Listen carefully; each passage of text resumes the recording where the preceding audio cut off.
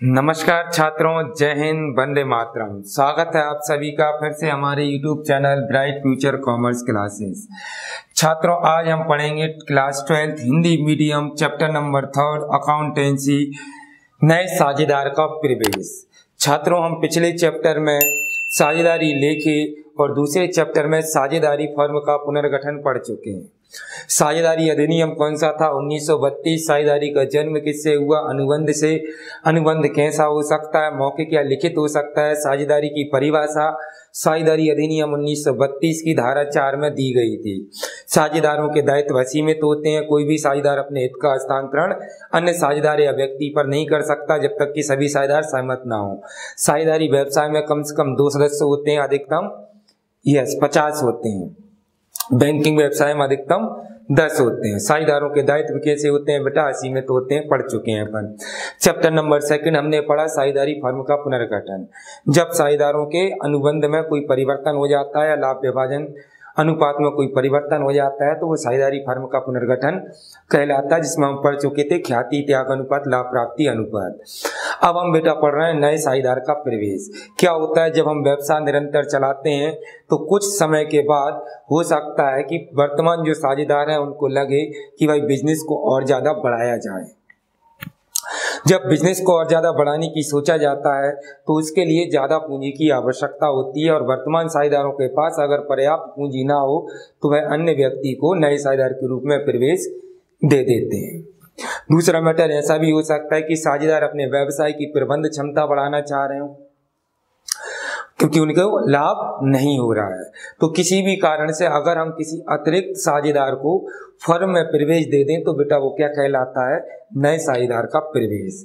तो नए साझेदार का प्रवेश अपन पढ़ने वाले हैं, चैप्टर का नाम है। तो पहली चीज याद रखना, भारतीय साझेदारी अधिनियम कौन सा है बेटा? 1932।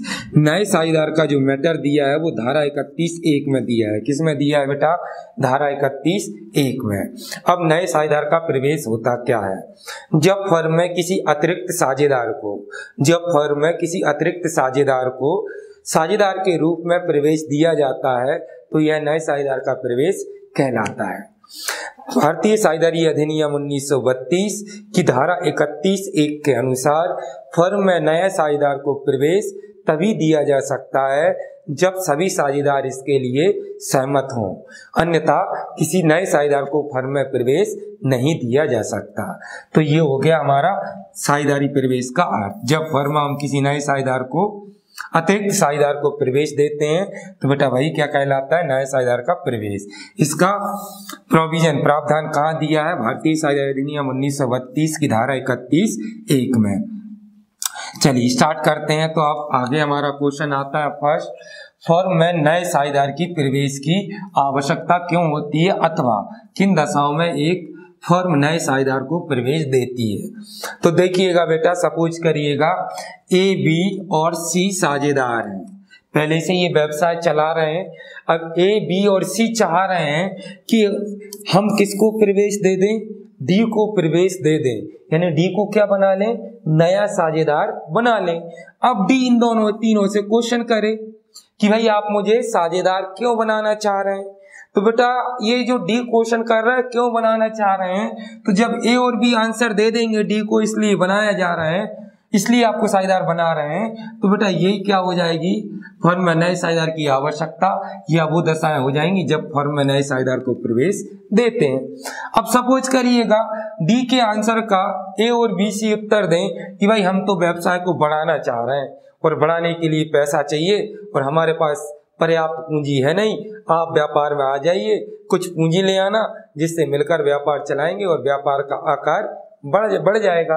तो पहला पॉइंट हो गया बेटा पूंजी की पूर्ति के लिए। दूसरा, ए बी सी डी से कह दें कि भाई हम आपको प्रवेश देना चाहते हैं नए साझेदार के रूप में क्योंकि हम हमारी प्रबंध क्षमता बढ़ाना चाहते हैं। तीसरा, ए बी सी में से कोई रिटायर होने वाला है, वो चाहते हैं कि उसके स्थान पर कोई नया साझेदार आ जाए या कोई कर्मचारी को प्रेरित करने के लिए।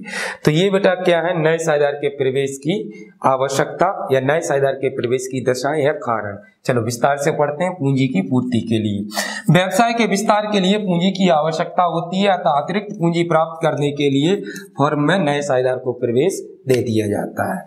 दूसरा, प्रबंध क्षमता बढ़ाने के लिए व्यवसाय का सही तरीके से संचालन एवं प्रबंध क्षमता बढ़ाने के लिए योग्य एवं अनुभवी व्यक्ति की आवश्यकता होती है।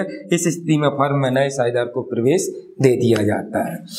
किसी साझेदार की मृत्यु या निवृत्ति होने पर जब फर्म से कोई साझेदार निवृत्त हो जाता है, निवृत्त मतलब बेटा रिटायर हो जाता है, अवकाश ग्रहण कर लेता है, तो या किसी साझेदार की मृत्यु हो जाती है, तो उसका जो रिक्त स्थान हुआ है उस रिक्त स्थान की पूर्ति के लिए हम फर्म में नए साझेदार को प्रवेश दे देते हैं। कर्मचारियों को प्रेरित करने के लिए कुछ कर्मचारी योग्य, ईमानदार, कर्मठ, लगनशील होते हैं, तो साझेदार चाहते हैं कि उसे प्रेरित करें, अभिप्रेरित करें, मोटिवेट करें, तो उसे एक साझेदार के रूप में क्या करते हैं, प्रवेश दे देते हैं, जिससे वो और ज्यादा प्रेरित होकर और ज्यादा क्षमता के साथ कार्य करता है। तो ये हो गया कर्मचारियों को प्रेरित करने के लिए। अगला हमारा क्वेश्चन आता है बेटा, इसी चैप्टर का अगला क्वेश्चन हमारा आता है नए साझेदार के प्रमुख अधिकार। अब फर्म में जब हम किसी नए साझेदार को प्रवेश देते हैं बेटा, तो उस नए साझेदार के कुछ अधिकार होते हैं। क्या होते हैं? अधिकार होते हैं। अब देखिए, जाहिर सी बात है, नए साझेदार को प्रवेश दे दिया तो वह पुराने साझेदारों की तरह ही अब फर्म का यानी कि व्यवसाय का क्या हो गया बेटा, मालिक हो गया, हिस्सेदार हो गया। अब जिस तारीख को हमने प्रवेश दिया है साझेदार को, ध्यान रखिएगा, जिस तारीख को हमने साझेदार को प्रवेश दिया है उस तारीख से वो फर्म की सभी चीजों में लाभ प्राप्त करने का उत्तरदायी होता है। लेकिन ध्यान रहे, अगर साझेदार का प्रवेश से पहले का कोई लाभ है तो उसे लाभ में या कोई भी चीज प्राप्त करने का अधिकार नहीं होता है। तो चलिए स्टार्ट करते हैं। पहला पॉइंट है बेटा, व्यवसाय की संपत्तियों पर अधिकार। तो फर्म में प्रवेश लेने के पश्चात पुराने साझेदारों की तरह ही नए साझेदार का भी व्यवसाय की संपदा पर अधिकार होता है। यानी कि नए साझेदार का भी फर्म की संपत्तियों पर उतना ही अधिकार होता है जितना कि पुराने साझेदारों का।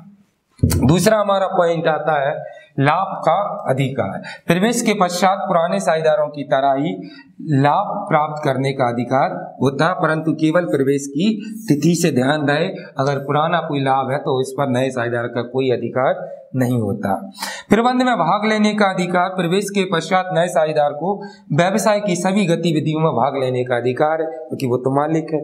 वही खाता देखने का अधिकार, उसे वही खाता यानी कि हिसाब किताब की जो पुस्तकें उन्हें देखने का अधिकार है, और उनकी कॉपी अपने पास रखने का और उनकी जांच करने का भी अधिकार है। सभी मामलों में सलाह देने का अधिकार, ये भी नए साझेदार के पास क्या है बेटा, अधिकार है। ये वही अधिकार है जो एक मालिक के होते हैं, तो ये नए साझेदार के प्रमुख अधिकार हो गए। अगला हमारा क्वेश्चन आता है नए साझेदार की वैधानिक स्थिति। वैधानिक स्थिति का मतलब होता है बेटा कानूनी तौर पर नए साझेदार के क्या दायित्व होंगे, वो किस किस चीज के लिए जिम्मेदार होगा। तो याद रखना, भारतीय साझेदारी अधिनियम 1932 के अनुसार नया साझेदार फर्म के किसी भी पुराने दायित्व को चुकाने के लिए या किसी भी कार्य को करने के लिए उत्तरदायी नहीं होता।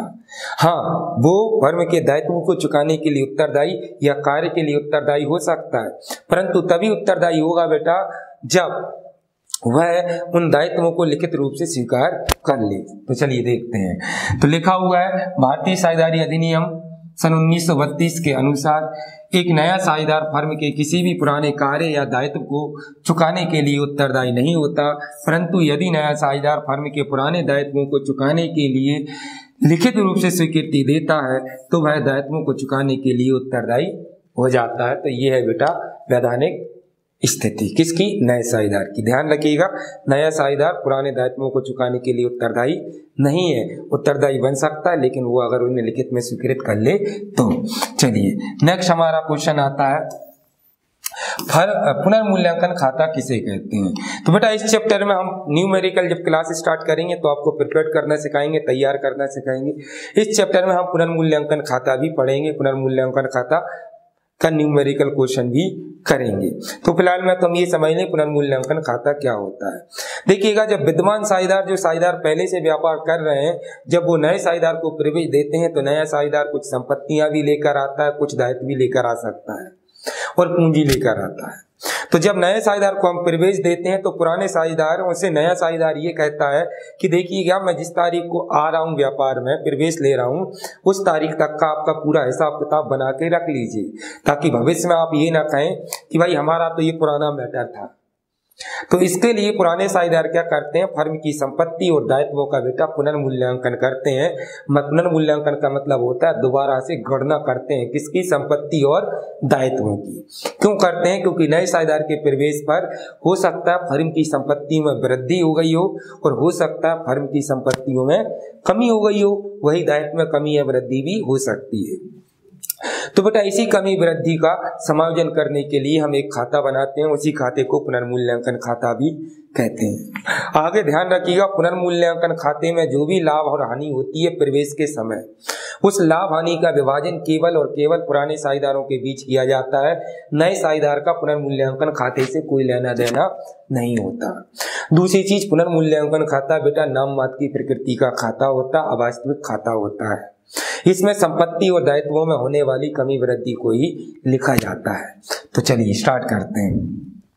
पुनर्मूल्यांकन खाता नए साझेदार के प्रवेश पर फर्म की संपत्ति एवं दायित्वों में कुछ ना कुछ कमी या वृद्धि हो जाती है। इसी कमी या वृद्धि का समायोजन करने के लिए जो खाता बनाया जाता है वह पुनर्मूल्यांकन खाता कहलाता है। यह खाता नाम मात्र की प्रकृति का होता है। याद रखना, पुनर्मूल्यांकन खाता कब बनाते हैं, नए साझेदार के प्रवेश पर बनाते हैं।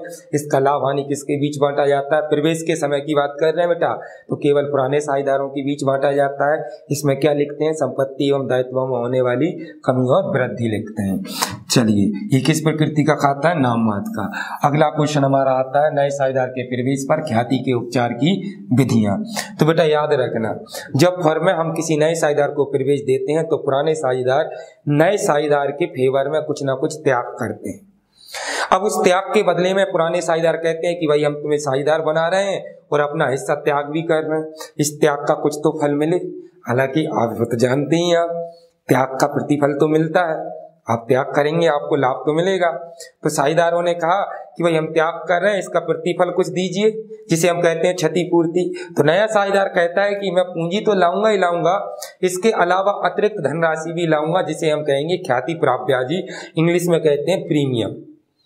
तो ख्याति जब नया साझेदार लाता है प्रवेश के समय, तो उसका उपचार यानी कि उसका लेखा करने की विधियां होती हैं। तो याद रखना बेटा, नए साझेदार के प्रवेश पर ख्याति के उपचार की दो विधियां होती हैं। एक विधि होती है प्रीमियम विधि या प्राप्त विधि और दूसरी विधि होती है पुनर्मूल्यांकन विधि। कितनी विधि है बेटा, दो, प्रीमियम विधि या प्राप्त विधि, पुनर्मूल्यांकन विधि। अब क्या है, इस क्वेश्चन का आंसर लिखा है, पुराने साझेदार के त्याग के बदले नया साझेदार अपने हिस्से की ख्याति पुराने साझेदारों को देता है। अतः इसका लेखा करने के लिए निम्नलिखित दो विधियां अपनाई जाती हैं। पहली विधि है बेटा प्रीमियम विधि या प्राप्त विधि और दूसरी विधि है पुनर्मूल्यांकन विधि। अब ये है कि अब वो भी समझ लो। देखो, अब नए साझेदार को ख्याति तो लाना है, उसके पास दो ऑप्शन है। एक तो वो कह दे कि अरे यार मेरे पास तो नगद पैसा है, आप तो तुरंत ले लीजिए। तो ख्याति कैसे ले आया, नगद ले आया। नगद ले आया तो इसका उपचार करने के लिए कौन सी विधि, प्रीमियम विधि। दूसरा, नया साझेदार कह दे कि भाई मैं क्षतिपूर्ति देने के लिए तैयार हूं, ख्याति लाने के लिए तैयार हूं, परंतु मेरे पास इतना पैसा है ही नहीं। अब ऐसी स्थिति में नगद लेकर नहीं आ रहा, लेकर तो आना पड़ेगा। तो पुराने साझेदार नए साझेदार को ख्याति उधार दे देते हैं, उसे ऋण मान लेते हैं। तो ऐसी स्थिति में हम कौन सी विधि अपनाते हैं, पुनर्मूल्यांकन विधि। फिलहाल में इतना समझिए, जब नया साझेदार अपने हिस्से की ख्याति नगद ले आए तो प्रीमियम विधि अपनाएंगे, और जब नया साझेदार अपने हिस्से की ख्याति नगद लेकर ना आए तो पुनर्मूल्यांकन विधि अपनाएंगे। एग्जाम में ऑब्जेक्टिव टाइप्स क्वेश्चन में भी याद रखना, इन्हें विस्तार से पढ़ते हैं। अब बात करते हैं प्रीमियम विधि की। जब नया साझेदार अपने हिस्से की ख्याति नगद लेकर आता है तब इस विधि को अपनाया जाता है। इस संबंध में निम्न प्रविष्टि होती है। रोकड़ खाता नाम है ख्याति प्राप्त ब्याजी। प्राप्त ब्याजी बेटा प्रीमियम को कहते हैं, प्रीमियम का हिंदी शब्द प्राप्त ब्याजी होता है, ख्याति की राशि नगद लाने पर। दूसरी विधि है पुनर्मूल्यांकन विधि। इस विधि को तब अपनाया जाता है जब नया साझेदार अपने हिस्से की ख्याति नगद नहीं लाता है। इस संबंध में निम्नलिखित प्रविष्टि होता है। नए साझेदार का पूंजी खाता नाम है, पुराने साझेदार के पूंजी खाते नए साझेदार के हिस्से की ख्याति का समायोजन करने पर। तो ये बेटा क्या हो गई, ख्याति के उपचार की विधियां। नए साझेदार के प्रवेश पर ख्याति के उपचार की दो विधियां होती हैं। एक होती है प्रीमियम विधि, एक होती है पुनर्मूल्यांकन विधि। प्रीमियम विधि तब अपनाई जाती है जब नया साझेदार अपने हिस्से की ख्याति नगद लाता है। पुनर्मूल्यांकन विधि तब अपनाई जाती है जब अपना जो नया साझेदार है वो अपने हिस्से की ख्याति नगद नहीं लाता है। अगला हमारा क्वेश्चन आता है बेटा इसी चैप्टर का, पुनर्मूल्यांकन खाता एवं पुनर्मूल्यांकन स्मरण खाता। पहले अर्थ समझ लीजिए। जब फर्म की संपत्ति एवं दायित्वों में कमी वृद्धि होती है तो इसका समायोजन करने के लिए बेटा अपन पुनर्मूल्यांकन खाता बनाते हैं। दूसरी चीज हम जानते हैं सभी चिट्ठा, आर्थिक चिट्ठा सभी ने पढ़ा होगा। आर्थिक चिट्ठा वित्तीय विवरण का एक भाग होता है जिसे अपन इंग्लिश में कहते हैं बेटा बैलेंस शीट। क्या कहते हैं? Balance sheet. क्या कहते हैं? Balance sheet.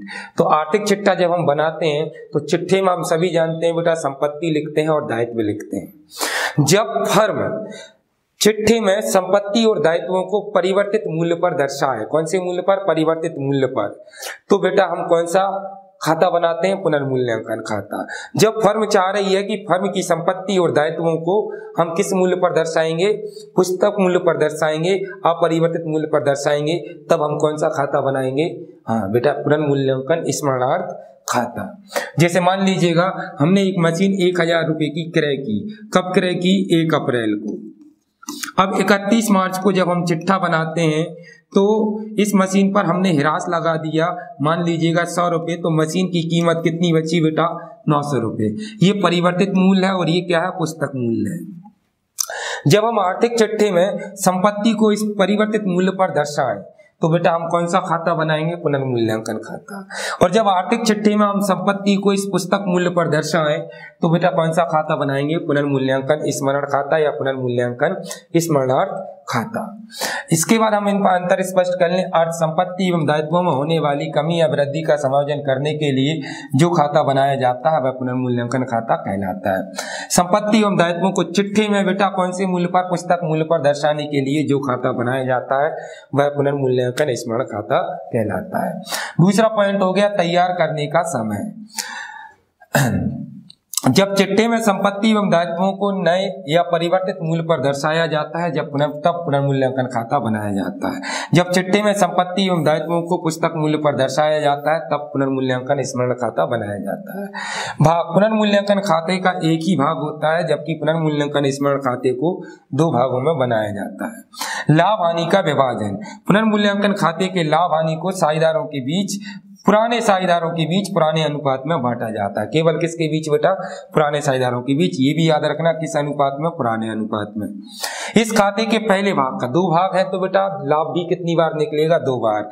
इस भाग का पहले भाग का लाभ हानि पुराने साझेदारों के पुराने अनुपात में बांटा जाता है तथा दूसरे भाग के लाभ हानि को नए साझेदार सहित सभी साझेदारों में बांटा जाता है।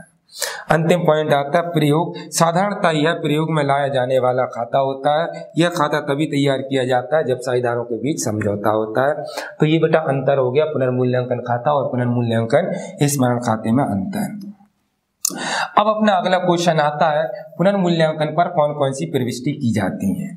तो ध्यान रखिएगा पुनर्मूल्यांकन पर हम प्रविष्टि करते हैं बेटा 6 सौदों की।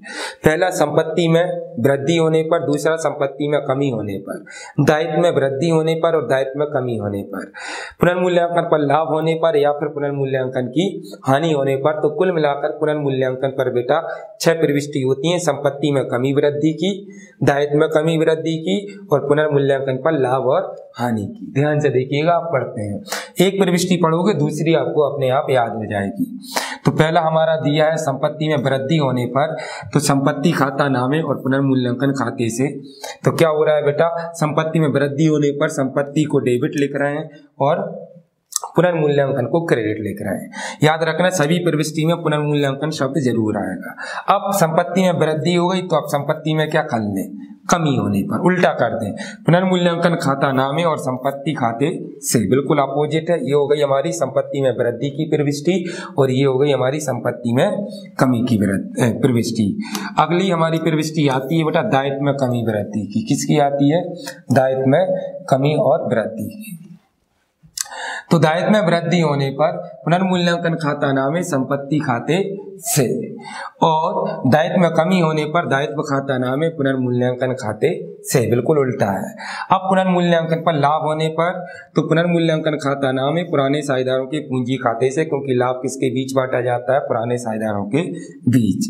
पुनर्मूल्यांकन पर हानि होने पर पुराने साझेदारों का पूंजी खाता नामे पुनर्मूल्यांकन खाते से। तो ये बेटा हो गई हमारी पुनर्मूल्यांकन खाते की प्रविष्टियां।